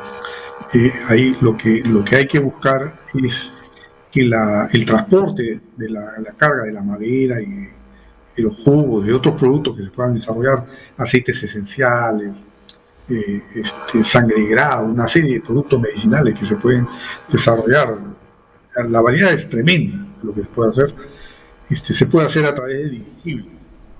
Ya la tecnología de los dirigibles ha avanzado tanto que permite cruzar tranquilamente los Andes y llegar inclusive a Europa, a otros lugares, ¿no? Con la carga, ¿no? Y con cargas bastante grandes. Así que también ahí yo creo que tendríamos que cambiar el chip, ¿no? Porque ahí he visto de que hay empresarios privados que reclaman al gobierno que tenga un proyecto, inclusive se gastó en un estudio que costó millones de dólares para un ferrocarril, ¿no? Por la selva, ¿no? Y cosas así que son locuras que no tienen ningún sentido, ¿no? O carreteras también que penetren hasta ciertas zonas y que están dentro de los planes de reforestación, entre comillas, que hacen los gobiernos uno tras otro, pero que significaría, ¿para qué haces una carretera a un lugar de destino donde no hay población? Simplemente para extraer madera, ¿no? Entonces no tiene ningún sentido. Más bien reforestemos ahí donde está deforestado. Como digo, con 200.000 hectáreas tendríamos, no sé la cantidad de millones, pero imagínense ustedes que una caoba se puede vender a los 25 años en $10.000, digamos, en el peor de los casos, ¿no? A precios nacionales. En Estados Unidos una caoba, un árbol de caoba, digamos, ya cortado y todo, podría pagarse mucho más, $15.000, $20.000. O sea, imagínense, un solo árbol en una hectárea, puedes estar hablando de 800 o a 1.000 árboles, ¿no? Conjuntamente con distintas especies de frutales, de tal manera que la población también pueda vivir de la agronomía de la zona, ¿no? Y hay que también extirpar ciertas actividades agrícolas que sí son depredadoras, como el arroz, por ejemplo, o también plantaciones de monocultivo como la palma, ¿no? A la palma se le está haciendo mucha publicidad últimamente, pero la palma aceitera, bueno, si son en zonas que ya están deforestadas, bueno, pues yo no sé si ustedes han visto las plantaciones de palma aceitera, pero es un monocultivo, ¿no?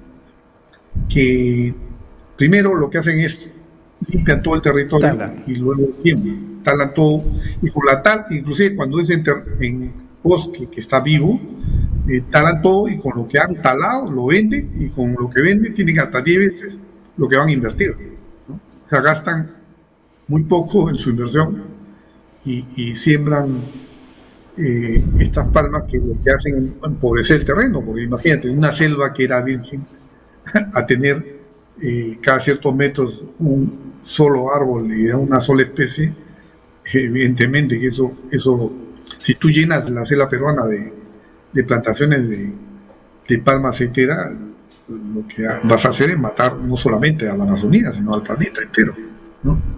Y al mar, porque el mar está comunicado con la selva. El equilibrio el alimento de los peces tiene que ver con las nubes y todo. Yo no soy un especialista en eso, pero todo esto está estudiado. Está conectado. Todo está conectado. Así es. Entonces, no hay que ponerle un límite al tema de la palma aceitera, ¿no? Sobre todo cuando se trata de terrenos que son selva, ¿no? a evitar más plantaciones de monocultivos. Y peor aún el eucalipto. El eucalipto es incendiario, entonces eso genera incendios, ¿no? Y el pino lo mismo, también son altamente incendiarios. Doctor Chávez, le agradecemos su participación en este programa. Ojalá podamos convocarlo nuevamente y disfrutar de sus conocimientos. Ese es el mensaje de contraste, llegar a la juventud y que vean la realidad del país. Fernando, tus palabras. Muchas gracias, doctor, por estar esta noche con nosotros, ¿no? Y lo esperamos hasta cualquier momento, y gracias por todas sus apreciaciones, especialmente, ¿no?, la esperanza de que realmente la selva se puede hacer mucho desarrollo, no solamente para los nativos de ahí, sino para todo el país, va a ayudar a la economía del país. Marcos.